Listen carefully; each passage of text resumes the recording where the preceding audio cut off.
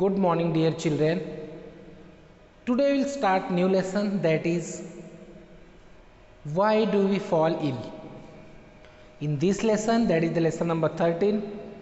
In this lesson we will discuss about health, diseases, prevention, cureness and types of diseases, infectious, and how to transmit diseases from one person to another person, and how can we prevent and vaccination.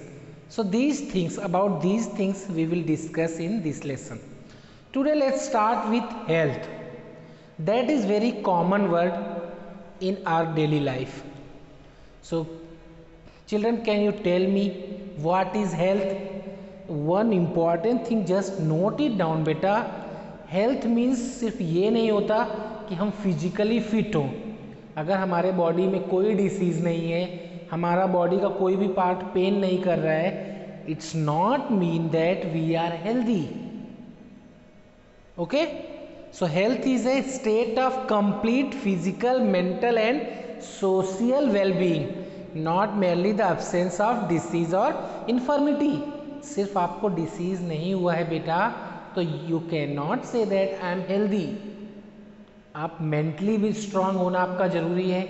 And in society हम as we know that कि हम अकेले रह नहीं सकते. हमारे आसपास different types of organisms, human beings, बहुत सारी चीज़ें प्रेजेंट होती है. तो हम एक सोसाइटी में रहते हैं, वहाँ सोशली भी हमें वेल बीइंग होना इम्पॉर्टेंट है बेटा. Okay, significance of health. We have heard about health use quite frequently. ये वर्ड बहुत कॉमन यूज होता है बेटा. जैसे यहाँ पे एक एग्जाम्पल है, our teacher use it when they called us saying this is not a healthy attitude. It's mean that in your class अगर आप कुछ भी मिसबिहेविंग कर रहे हो तो टीचर बोल सकता है it's not a healthy attitude. इसका मतलब ये आपके फिजिकल हेल्थ की बात नहीं हो रही है. ओके, सो हेल्थ को what does mean of health बेटा? It always implied the idea being well, effective functioning. So health को आप सिर्फ फिजिकली और डिसीज फ्री होना ही हेल्थ नहीं होता, वेल बीइंग एंड इफेक्टिव होना भी उस हेल्थ होता है.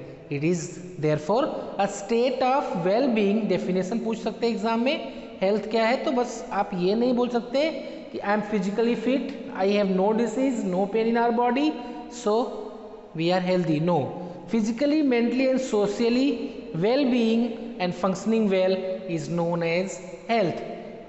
Our health depends on environment बेटा. Our health is not personal. हमें लगता है कि हमारा जो हेल्थ है वो पर्सनल है. नो बेटा, आपको लग सकता है कि हम कुछ भी खाएंगे, कुछ भी करेंगे तो उससे हमारे हेल्थ पे बैड और गुड इफेक्ट पड़ेगा, बट ऐसा नहीं है. We are living in a society. Our surrounding environment can take major role as well. How बेटा?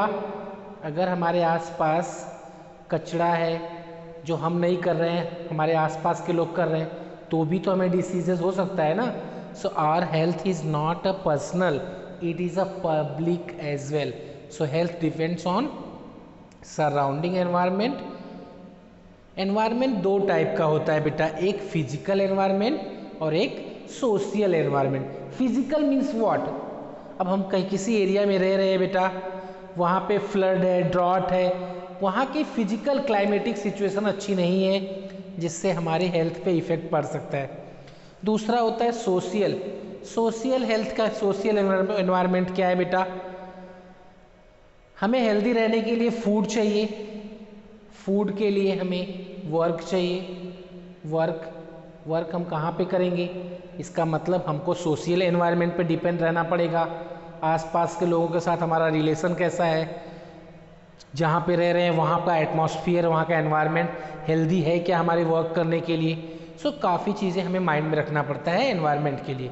सो फिजिकल में क्या लिखा है? It includes the thing present in environment. For example, health is at risk in flooded area, and second one is it includes the society in which we live. Society मतलब जो आपका building है वो नहीं, सोसाइटी मतलब हमारे आस पास पड़ोस बहुत सारे टाइप्स के लोग रहते हैं, हम लोगों के बीच में रहते हैं, उसको बोलते हैं society. That is the physical environment. You can see here, यहाँ पे कैसी है क्लाइमेटिक कंडीशन, रेन है, कहीं पे डस्ट पार्टिकल्स होगा, यहाँ पे विंटर सीजन है, ये चीज़ें आती है आपकी फिजिकल कंडीशन में। Okay, and it influence the health and develop an organism. Social, figure देख करके आप समझ सकते हो बेटा कैसे ग्रुपिंग हुई, हम लोगों के बीच में रहते हैं। Human social environment encompass the immediate physical surrounding. Physical surrounding को हम अपने सोशल के वे से चेंज कर सकते हैं, उसको बदल सकते हैं बेटा। Social relationship, cultural Milius with in which defines group of people function and interact. हम जिस लोगों के साथ रहते हैं बेटा, उनके साथ कैसे इंटरेक्ट करते हैं, वो हमारी सोशल और कल्चरल रिलेशनशिप पे डिपेंड करता है। We need food for health, yes, for being well, disease free, comfortable, we need food बेटा, and this food will have to be earn by doing work. Work आप कहाँ पे करोगे?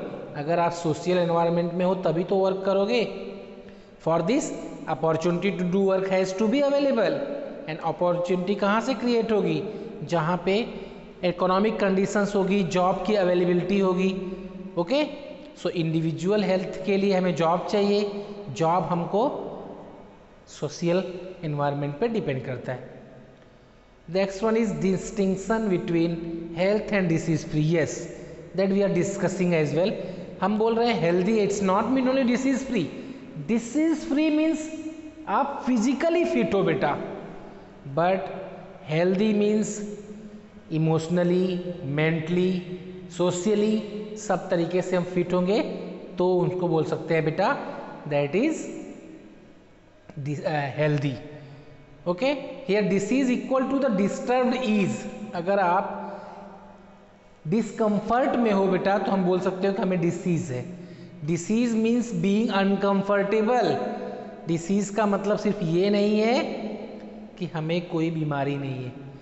When we find a specific and particular cause of discomfort possible to be poor health without suffering from particular disease. हो सकता है आपकी health अच्छी नहीं हो बट आपको कोई पार्टिकुलर डिसीज भी ना हो, कोई इश्यूज, कोई मैटर भी होगा जो आपको डिस्टर्ब कर रहा है, मे बी मेंटली कोई थिंकिंग चल रही है आपके माइंड में, बट आपको डिसीज नहीं है। Not being diseased not as same as being healthy.